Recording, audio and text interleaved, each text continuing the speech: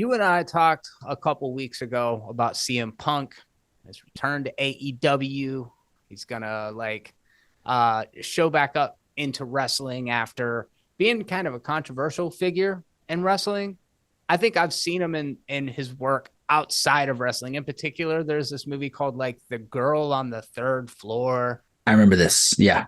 You seen that I've movie? never seen it. I'm aware of it, but I've never seen it. He's pretty good in it, man. So he is a wrestler, actor, MMA fighter, Comic book writer. comic book writer.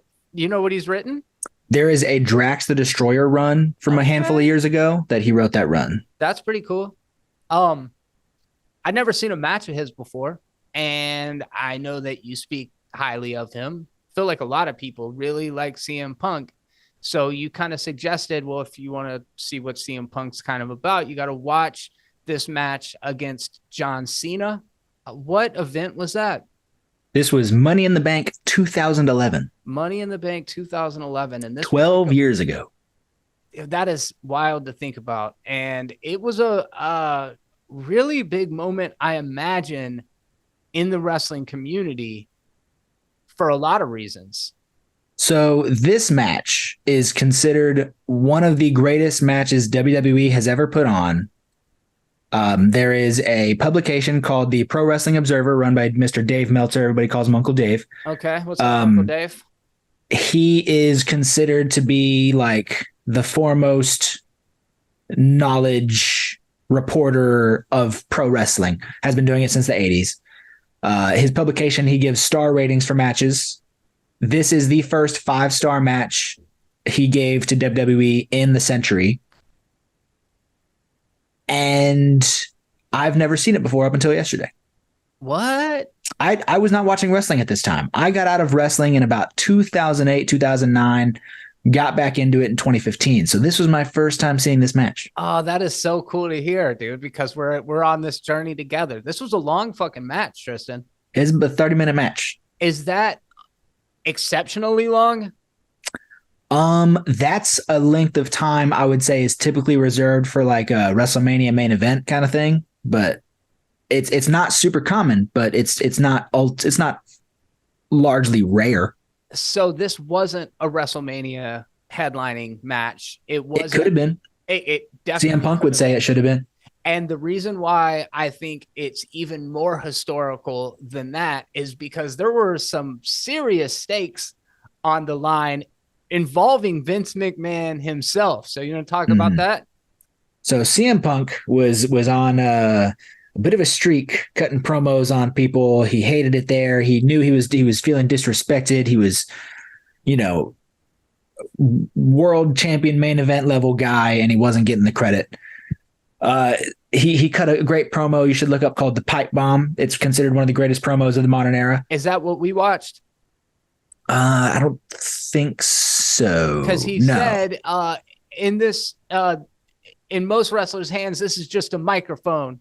In my hands, it's a pipe bomb. And I was like, yeah. That may not have been the exact same promo, but he cut one later on where he takes the mic and he just sits on the ramp. He sits on the stage of the ramp at the top of it, and he just cuts like a 6-7 minute long promo sitting down on his butt on the ramp. That's good. And it's just one big truth bomb. But the stipulation of this was pretty much that the situation being CM Punk's contract is almost up. He has not signed a new one. If he wins this belt, what's he going to do with it? Is he going to take it to another company? Is he going to just sit at home? Is he going to sell it online? Who knows? And they've been trying to get him to re-sign for months, and he's just not doing it. And Vince is really pushing for him. Vince is all because Vince knows that he's a draw. Vince knows he's a draw, and he also knows that he can take that belt anywhere else he wants to go. And he's stopped people from doing that before. Look at Bret Hart in 1997. And then Vince tells Cena, if you lose this match, you are fired.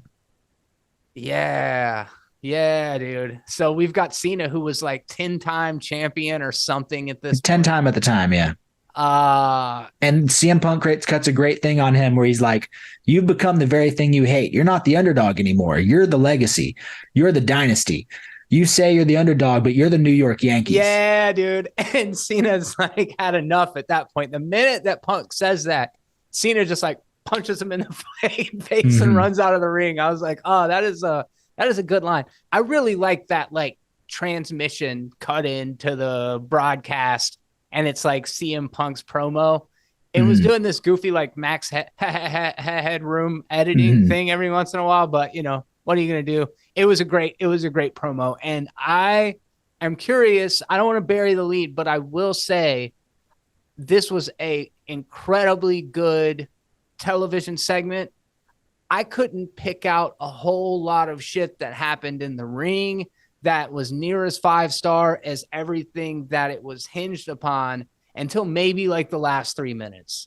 So I have got to say, I've never seen this match before. I've got a list in my phone of matches that are acclaimed as some of the greatest of all time that I'd like to go back and watch. I've done that with a few. There's a fantastic Bret Hart Roddy Piper match from I couldn't even remember, WrestleMania 6. I don't know. It's fantastic, and I went back and watched it, and it's fantastic. I had never seen Bret Hart versus Stone Cold Steve Austin in a submission match from WrestleMania freaking 10 or something. Again, I don't remember. And so I went back and watched that, and it was everything I'd ever heard. It was truly one of the greatest wrestling matches I've ever seen. So I was really looking forward to this because, again, this is considered one of the greatest matches WWE has ever put on. Pro Wrestling Observer, first 5-star match of the century in WWE. And I was disappointed. I understand the hype. I get it. Didn't live up to it for me. And I've run it by some people in one of my Facebook groups, and a couple people were like, yeah, you kind of had to be there. That's what I was going to say. I feel like if you and I were watching the run up to that point and had been immersed in it for the 6 months leading up to that moment, then it probably would have been even more impactful. But from my perspective, not understanding all of the history at that point and knowing like CM Punk cut a fucking awesome promo. Like that was super cool. Seeing Vince yelling at Cena during it, like, yeah, basically you're going to get fired. And then at the end of the match, McMahon and some dude named John Laurinaitis. Oh, okay. Yeah, he sounds like he has laryngitis. Have you ever heard him talk? No. He talks like this. This is how he talks all the time. I'm John Laurinaitis, and you have to respect me. I'm not going to respect anybody that sounds like that. Cena does not respect him. Cena knocks him out, and then goes up to Vince and is like, I'm not going to win this way, because they try to interfere with the match because they can't have Cena lose. It's going to just totally like flip the way that people perceive WWE. So I'm in, dude. Like, I love all of that stuff. I just ultimately, and I've kind of said this before, I think Cena's just a little too top heavy to be a good wrestler, dude. He can really pull it out when he wants to. He did it a lot crazily in kind of the later stages of his career. Oh, yeah? Because he didn't want to keep doing a lot of the same stuff. He started introducing some new moves to his moveset, and he was really pulling out some crazy stuff. He was doing some stuff I didn't think, a dude Cena's size could do. All right. Maybe I need to see more. I've only, honestly, 3 matches that I've seen Cena fight. Seth, triple threat match. Seth Rollins, Brock Lesnar, John Cena. That sounds awesome. And then I would go to 2 of my favorite John Cena matches ever. They're both against Shawn Michaels. John Cena versus Shawn Michaels at WrestleMania 23 in the main event. And then they had a rematch on Monday Night Raw. And it is probably it's probably my top 3 greatest Monday Night Raw matches ever. They wrestled for almost a full hour, I think. And shit. That's wild. It's incredible. Cena, to his credit, did not read as winded, which is something that comes up a couple times. Like, even at the 25-minute mark, like, he still has this drive, this almost like Terminator-esque. Like, he's just fucking unstoppable as far as like his endurance. He was Super Cena. The crowd hated him. He was Super Cena. Big match John. The crowd hated him, dude. They were in Chicago, though, right? Yeah, it's Punk's hometown, yeah. So the audience was totally rooting for Punk at this time. Yeah, it was cool to see, man. I one of the first things that I thought is, because I've never seen Punk wrestle before, he has like a hoop piercing in his lip. and Cena actually wears like a belt buckle with his fucking jeans shorts, his little jorts in the ring. And I was thinking like, bad combination, dude. Zippers and lip Oh rings, yeah, but yeah, yeah, yeah. luckily there were no big issues there. Yeah, Punk. I was always a big fan of Punk. I liked his presentation. I was too young to know his indie stuff because he was a huge indie darling, Ring of Honor champion, all this stuff all over the indies. I was too young for that. I was introduced to him when he was in WWE, and just his whole presentation, his intro song was a Bullet for My Valentine song, I think. Yeah. So I was just like, oh, this guy's amazing, and I was fully cool. into it. Yeah. Yeah. I dug it, man. And I'm a little cynical old man when it comes to this stuff. And I thought he kicked ass. Again, it wasn't like a big spot match, but I guess when you're going for that long, you kind of want to like dole it out, kind of keep the pacing going. I could see that they were doing something that you and I have talked about a lot, and that seems to be doing a lot of more calling in the ring, or like calling. Cena is very big on that. Okay. And sometimes enough where it gets so bad you can hear him. Oh, well, yeah. Yeah. It's like and like, so there's a YouTube series called Botchamania. They do a video a month recapping all the botches and screw ups of the month. That sounds fun. And there's a segment called You Talk Too Much. And it's just moments where you can hear people shouting in the ring. Suplex, do the arm drag, Irish whip. And, when Cena was there regularly, he was a monthly fixture of that, of just hearing Cena screaming in the middle of the ring.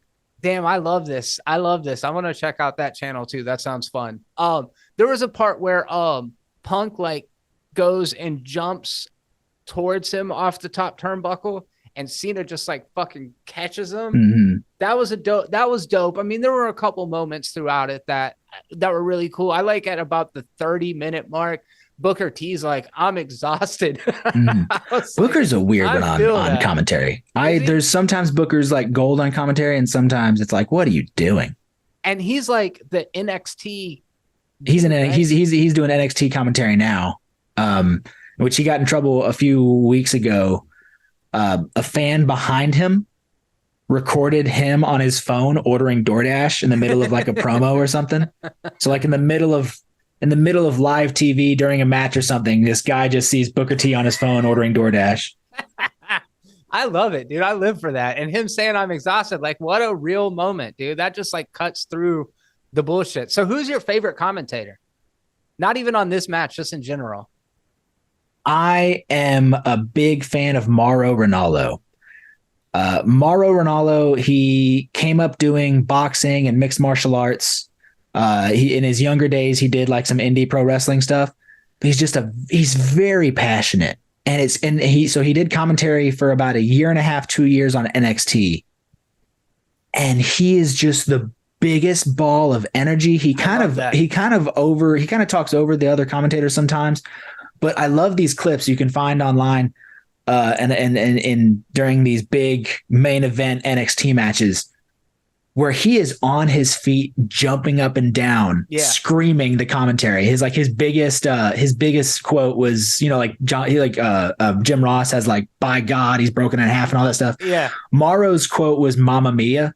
Something big would happen and Mauro Ranallo would be like, Mamma Mia. And so it got to a point where it was a chant in the crowd. Whenever something incredible would happen, the whole crowd would chant Mamma Mia. So it was just, I love Mauro Ranallo. They probably have some sort of instruction where it's like you kind of, because you also know the match is going to go for a little while, you kind of start off mellow, talking about the broader context of the match. As it goes along, you kind of build up the energy, you get a little bit more excitable. And then by the time they start doing finishers, you're fucking like yelling there's stuff. There's a great documentary actually about him because he's a bigger name in boxing and mixed martial arts for his commentary. There is a Showtime documentary about him called The Bipolar Rock and Roller because he struggles a lot with bipolar disorder in his life. But it's a great documentary to watch. Bipolar Rock and Roller. Yeah, I like the name. I'm into it. I like how you describe this guy. That shit sounds fun to me. Another good moment of calling the matches was towards the end of it when Punk knocks Cena out of the ring. This is like fucking 28 minutes in. And they're like, oh, he probably shouldn't have done that. He's got a 240-pound dead carcass outside the ring.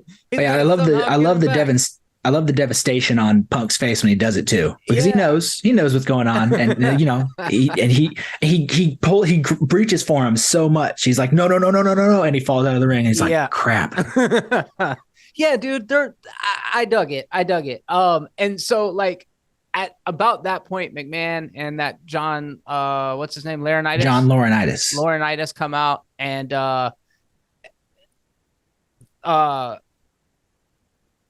Cena loses. McMahon goes over to the booth and he puts on the headset and he calls out Alberto Del Rio. Who the fuck is that? Someone you don't want to know. He was someone that WWE for quite a few years was kind of trying to push as the big draw for Mexican fans. Okay. And he's a talented wrestler. He's a little bit bland for me, but he's just a huge piece of shit. He's a big piece of human garbage. Like in real life, he's a bad person. Which explains why McMahon was trying to put him over. Probably, yeah. Like there's like a couple different accounts of the past few years of some assaults and stuff, and he's just not a good guy. I like at the very beginning when CM Punk was like, and WWE will be better when Vince McMahon is dead. That may have been from the pipe bomb, I think. Yeah. No, but then he said, I don't even know if it actually will be better because he's just going to put his doofus son-in-law in charge, Triple H, which now honestly has not aged well because Triple H being in charge has been amazing. Killing it. Yeah. That's what I hear. That was good. Dude, it was good TV. I feel like the first match that we watched, if I were going to compare them, and if y'all want to check out the video, Tristan and I discuss the Seth Rollins and Finn Balor match from Money in the Bank in SummerSlam 2016. And if I were going to kind of compare the two of them, I feel like this one is everything that happens outside of the ring is phenomenal. It's like best case, like what I think wrestling fans look at and be like, this is like good drama on TV. And everything that happens in the ring in the Balor Rollins match, I think is just exceptional, like high art when it comes to fucking actual wrestling. And I didn't have a lot of storyline outside of that to hang my head on. Now, with the context that you gave me due to this match, I look at the Rollins versus Balor differently now, but excuse me. But I didn't see anything in the match between Punk and Cena that made me see either of them as exceptional wrestlers. But I get the Punk appeal. Yeah. And again, like those people on my Facebook group telling me like you kind of had to be there. It's definitely one of those matches where it leans on the story going into it and coming out of it. You know, I imagine if this was 2011 and I was watching this, I would probably, and 2011, I would have been 15, 14. I probably would have been deep in this and just been and been in it. Yeah. But coming at it from a 26-year-old now and watching it, it's like, oh, it's, the wrestling is fine. And I'm not, as I know the outcome now. I've heard it 1,000 times. I'm not deep in the story of what's going on. I just know about it. Yeah, and anything when everybody when the consensus is this is the best thing ever, it's always going to be really hard to live up to that. And some things have, like I said, Bret Hart versus Stone Cold Steve Austin submission match. I for years heard that was one of the greatest matches ever. Went into it knowing that, and then came out completely agreeing.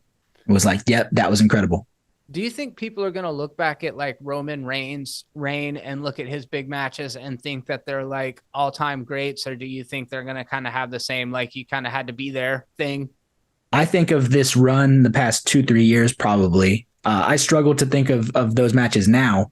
I mostly go to the early stuff with Jey Uso because I love this, even though like all that stuff was no crowd, because it was during the pandemic, all that stuff was incredible. And it was mostly the storytelling of it, but because there was no crowd, they kind of could add dialogue to it. So you got a lot of the storytelling between them in the ring, like hearing them talking, and it worked really well. We'll talk about it in another video. I have another thing I want to bring up. I just now realized it's something that you and I talked about. If y'all have any thoughts on this, let us know down in the comments section. We would love to hear from you. If you have some matches that you would like to see Tristan and I discuss, leave those down in the comments section below too. We would love to hear from you. Thanks for stopping by. I'm Jeremy, and on behalf of me and Tristan, the martial arts film freak, be terrible. So you mentioned a Money in the Bank match from the pandemic. I think it was 2021. It sounds right. The race to the top of the. It would have been probably 2020, actually. Yeah, I think it was 2020. Yeah. I felt like that was too on the nose, but yeah. So you were like, it's trying to do something different because it's pandemic era, because they're working against not having the crowd. So what they've done is done this cinematic thing where you've got the women's division and the men's division, and each of them respectively is rushing up to the top of the WWE headquarters pretty much, to do a ladder match on the roof. And I tried, dude. I tried to watch it. I got like a good 70% of the way into it. So I didn't get to the rooftop, but it was not hitting me the same. Look, I don't think it's good. It is something that was maybe necessary for the scenario of not having a crowd there, and if you're going to try something different, try something different. It's fine. So you're looking at it as like necessity is the mother of invention. At least they took a swing. Yeah. I mean, I don't know if you could do a regular ladder match without the crowd there, I guess, but I don't know what else they would have done. They did a handful of cinematic style matches, all sort of inspired by some stuff that Matt Hardy had done in TNA. He did some cinematic stuff with Jeff and the rest of the TNA roster that was goofy and brilliant. So they took a couple swings at stuff like that during the pandemic because it was kind of just a necessity. AEW did the same. AEW does, and they don't really do it anymore because they have crowds. But AEW was doing not Anarchy in the Arena. I don't remember, because Tony Khan owns the Jacksonville Jaguars and the stadium, I guess. I don't know if he owns the whole stadium. They would have if a blood feud got crazy enough, they would have teams fight in the Jaguar stadium. And they recorded like a whole thing where we would cut what's going on over here. And, that was their version of doing something sort of cinematic, because they needed to do something other than just wrestle in front of nobody. So cinematic is such a subjective term, right? That's the phrase they use is cinematic matches. Yeah. And I understand what it's either multicam or maybe some of the spots are like rehearsed, but it's not like in the way that you and I would talk about like movies being really tightly choreographed, and there are two from WrestleMania 2020. I don't remember what number that one was. WrestleMania 2020, it was the 2-night WrestleMania again, and the first night had The Fiend versus John Cena in a Firefly Funhouse match, which was the name of his children's show. I'm familiar. I don't know how you would feel about it, not knowing a lot of the lore of John Cena's past and all this stuff, but it's brilliant. It's cool, huh? I'm not even saying it's cool, but from a storytelling perspective, it's perfect. All right. Well, then they did Undertaker versus AJ Styles had a match called the Boneyard match. Yeah, I saw that one, and that was cool. Yeah, they're out in a cemetery, and Undertaker comes riding up on his motorcycle, I think, and aren't they supposed to bury the other one or something? I don't know. Yeah, at the end, AJ Styles got buried. Yeah, and that one was cool. You can see more of the cinematic aspects of it. The Fiend John Cena one wasn't even a match. It was this whole thing because the Fiend is this supernatural character. Yeah. It was the whole thing takes place in Cena's mind. Cena gets into the ring he's about to have a match, and then all of a sudden everything goes dark or something, and you just start jumping back and forth between these different scenarios.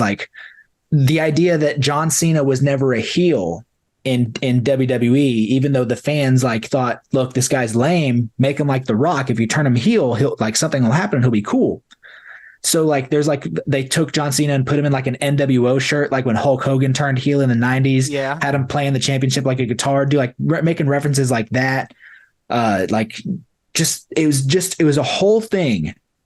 The whole thing was a commentary on John Cena's career and how it affected other wrestlers because he buried a lot of guys along the way. It was a Ghost of Christmas Past kind of like a sort Christmas of, yeah. story kind of thing. And in the end, the Fiend, and this is like this crazy moment where the Fiend and Bray Wyatt become two separate people. That's what the Fiend is pinning John Cena, and Bray Wyatt, as the referee, counts the pin. And when he gets to 3, John Cena disappears. John Cena bleeps out of existence like it's Avengers Infinity War. And that it was absolutely perfect. And I wanted so badly. Bray are like there together, realizing that this was all inside their head. I don't know, but like that's just legit how it ended. John Cena disappeared, and I wanted so badly for when John Cena came back, because he's back now. Obviously, he was at WrestleMania. I wanted him to like come out of a void. I wanted to like keep it in the story. He disappeared. He's gone. But Bray Wyatt isn't even in the like he's disappeared too. So he's like injured or something. I don't even know what's going on with him. Knows? But I wanted Cena to like come out of a void with a beard, just disheveled. Like I don't know where I've been. Like he's been like castaway on an island or some shit. Yeah. I'm into it. There was a moment when we were just talking about him. AJ Styles is supposedly like, and I'm talking about the Boneyard match. No. The Money in the Bank 2020. Okay, yeah. They're in the gym, and dude just like, he sets some weights on top of him, and in the ring it looks a little different. In the cinematic with no crowd in the background, and all these guys are just like, yeah, you like that? Oh yeah, I got you. You're pinned now. And he's like stuck under the dumbbell, bar, yeah. Like the bar is like a good 4 inches off of him. I'm just like, this is dumb. And it really does harken back to what you and I have talked about before. And that is how important the audience is to sell the experience and to sell the action that you're seeing in front of you. And I'm surprised to hear you say that you like, and not surprised in a bad way. It's just different strokes for different folks, but that like, I don't like when I can hear the wrestlers in the ring. I like when everybody is drowned out by the fucking sound of the cheers and the screaming in the audience, except for the commentators. Yeah. Well, like the thing with Roman Reigns and Jay was it wasn't them calling spots. It was dialogue. Yeah. I get how that's different. Yeah. So, yeah. All right. Well, a cinematic one that I have to watch now is the Firefly Funhouse. I was going to ask how Bray Wyatt, how the Fiend was a part of it, because I only knew it as like Bray Wyatt's thing, but then you kind of explained that. Yeah. Do you like Bray Wyatt? I want to. Yeah. I don't think WWE understands what to do with him. I think he's too abstract. I think he's too out there. They tried. They try. Go with it. And I like, a lot of people don't like him being indestructible as the Fiend. I think it's dope. I think it's great. There is a character in Lucha Underground called Matanza, who he debuted in this big like elimination match where it's like 20 guys, but instead of it being like a battle royal where you throw each other over the top rope, it's you have to get pinned. Once you're pinned, you're eliminated. He comes in, but the Monster Matanza, this was his debut in Lucha Underground. And under the mask is this hench dude named Jeff Cobb. But he comes out, the Monster Matanza, first time ever in Lucha Underground. This dude is fucking huge. He pins everybody. A couple people hit some moves on him. It comes down to like Prince Puma and Rey Mysterio, which Prince Puma was Ricochet. And they're doing every single person in that match hits something on Matanza. And they're making no damn, like they're not putting a dent in them. He hits them with one move, pins them. And I'm like, that's incredible. That's the perfect introduction for a dude like that, is he comes in, everybody hits him with something and doesn't do a thing to him, and he pins 20 guys. Yeah. He would be, I don't know, he looks like they're Kane. That's what I would point to. And then, so like, that's kind of what the Fiend was it for a while, is he didn't take any damage. Like Seth Rollins hit him with like 4 curb stomps, and he kept kicking out at 1. And I thought that was awesome. Yeah. I was like, fuck yeah, that's cool. Yeah. I get it. I can see how that would, especially in the beginning. I mean, eventually you got to find a way to make them vulnerable. Well, like it Bray eventually Wyatt's just got little worn lantern down. thing, but isn't that a Undertaker thing? No, that was his thing. Undertaker had an urn for a while. Okay. But no, it got worn down because of Goldberg. Goldberg hit him with like 2 spears and pinned him. Because Fiend? Yeah. Oh, yeah. okay. And this is the thing that happened in Saudi Arabia. This is one of those terrible Saudi Arabia things. Goldberg. So first of all, the match should have never happened. Why? There's no reason that Goldberg should be facing the Fiend. But the Fiend was Goldberg was apparently supposed to lose, and then he decided, I'm Goldberg, I shouldn't lose. I should be a superhero for the kids or whatever. Yeah. And he was like, I'm gonna win. And so he hits him with 2 spears or whatever and wins. And everyone's like, okay, well, the Fiend is dead. This isn't 1995 anymore. Yeah. I don't know. I'm sure you know. The fact that I know is just through some anomaly of the timelines. There, like when Goldberg came into wrestling, he had like a 25 win streak of just spears. Yeah, he was completely like the number kept going up, Yeah. I don't even know what it ended on. Yeah, it was fucking wild. I mean, we'd get hyped for it, but that was like the match. He just fucking run in and he couldn't wrestle. He was and to this day he really can't. His best matches are 5 seconds long. Yeah. He had 2 incredible matches with Brock Lesnar a couple years ago. One of them is about 45 seconds long. And it's only incredible because it was so surprising. Like he literally hits, like the match starts and you're thinking it's Brock Lesnar. He's unbeatable.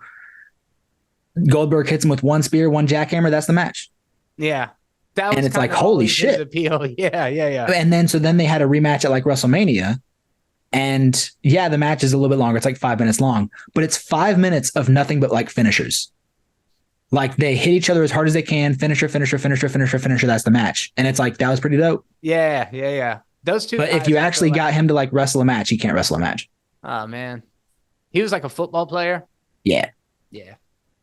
All right. Well, I think that wraps this one up. Cinematic wrestling. Y'all let us know what some of your suggestions are. What are your feelings on that kind of little subcategory? Even if it wasn't a success, are you glad they tried it out during the era of no audience wrestling? If you enjoyed this video, let us know. If you want to check out more from Tristan, check out Martial Arts Film Freak. Post a link down in the description. Oh, and thanks for coming by my YouTube channel, by the way. I'm trying to upload these on a different channel. I've shared the links to all of my social and over on my community tab on the Pop Culture Nihilist. So if you're actually watching this video, right on to you, sir or ma'am. I appreciate you. And until next time, be terrible. I